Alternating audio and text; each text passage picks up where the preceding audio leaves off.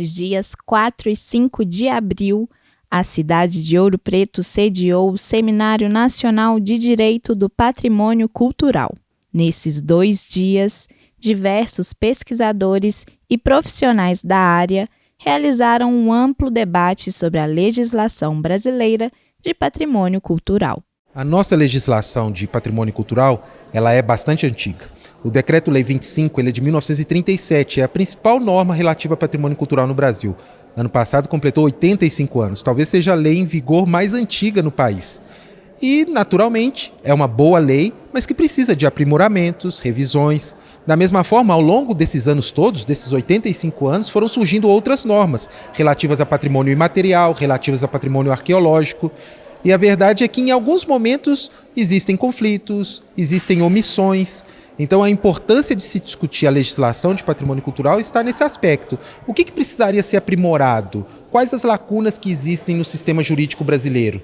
E daí a relevância de discutir juridicamente o contexto de legislação brasileira em matéria de patrimônio cultural. O seminário abordou o tema Radiografia da Legislação Brasileira de Patrimônio Cultural.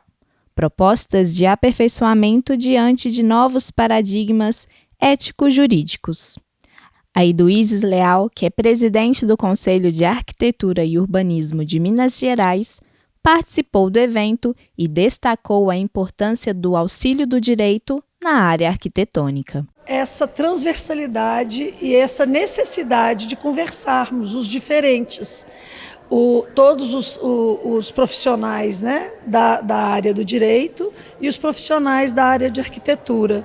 Nós trabalhamos colaborativamente para aprimorar as leis, né, e para aprimorar o exercício, para que ele seja oferecido à sociedade com segurança, para que a gente consiga fazer uma conservação preventiva e não acudir depois que caiu e não tem mais como tratar o bem ou recuperar o bem. É muito importante que a gente fale, principalmente no âmbito dos administradores, né, das administrações públicas, para que não deixemos chegar na deterioração, que a gente preserve. E aí tem educação patrimonial, tem a parte do conhecimento das leis e das regras, da história daqueles bens, né, da importância deles para a comunidade. O patrimônio cultural é tudo aquilo que possui importância histórica e cultural para um país ou para uma comunidade, como as festas, as danças, as músicas,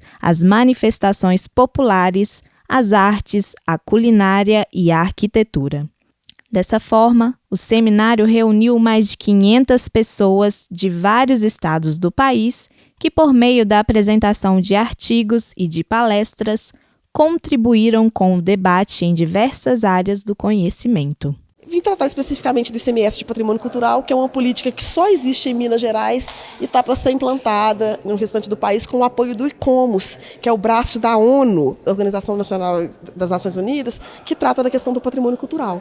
Então eu vim especificamente para tratar dessa questão hoje de manhã e para acompanhar esse seminário, que é muito relevante do ponto de vista de voltar as atenções para a gestão do patrimônio cultural. Então ele tem uma importância muito relevante, muito significativa, no sentido de agrupar as ações do patrimônio na área da gestão da cultura, da memória, da história, da cidadania, da sustentabilidade do patrimônio cultural, para voltar para questões das comunidades. Então hoje nós temos aqui gestores municipais, gestores estaduais, acadêmicos, técnicos, públicos e privados, consultorias, todas tratando da questão do patrimônio cultural como efeito e como ação de qualidade de vida para as comunidades. Um dos resultados do seminário foi a elaboração de uma carta destinada aos legisladores do patrimônio cultural no Brasil. São diretrizes específicas para o legislador brasileiro de patrimônio cultural. Se é uma carta, ela tem um destinatário.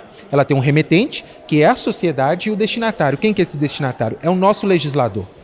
A nossa legislação brasileira ela tem 85 anos. O primeiro decreto no país relativo a patrimônio cultural é de 1937. E essa legislação, ao longo do tempo, acabou se tornando defasada, precisando de aprimoramentos. É uma boa norma, mas ela precisa de aperfeiçoamentos, da mesma maneira que há algumas lacunas. A carta é uma orientação para o legislador. Legislador, você quer revisar a legislação brasileira no seu município, no seu estado ou na União? aqui tem algumas diretrizes que nós, sociedade civil, identificamos que precisariam ser aprimoradas no nosso país. Além da programação voltada para o campo acadêmico, o seminário também contou com um fórum de capacitação para agentes municipais de fiscalização do patrimônio cultural. Nós temos um público que precisa de orientações e de informações de caráter prático, do dia a dia, o fiscal de posturas, o agente que aprova projetos, a secretaria de obras, conselheiros municipais de patrimônio. E esses dois eventos, eles precisam, essas duas vertentes, teoria e prática, precisam conversar. Em 1980, Ouro Preto foi a primeira cidade do Brasil a receber o título de Patrimônio Cultural da Humanidade. Além do conjunto de bens materiais e imateriais, a cidade também cedia um campi da Universidade Federal de Ouro Preto, uma das organizadoras do seminário.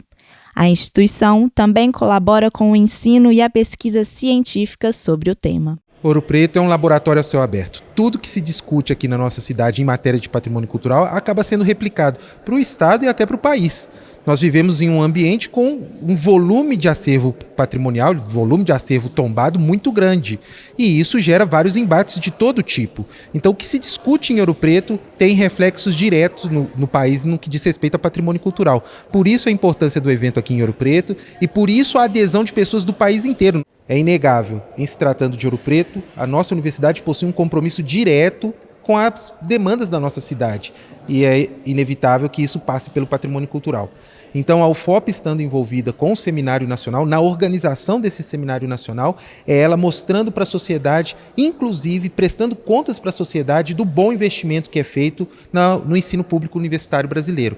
Então, é a nossa resposta para melhorarmos a realidade na nossa área de atuação, que é o direito, melhorarmos a realidade da sociedade a partir da pesquisa produzida com qualidade e gratuita na universidade pública, no nosso caso, a Universidade Federal de Ouro Preto.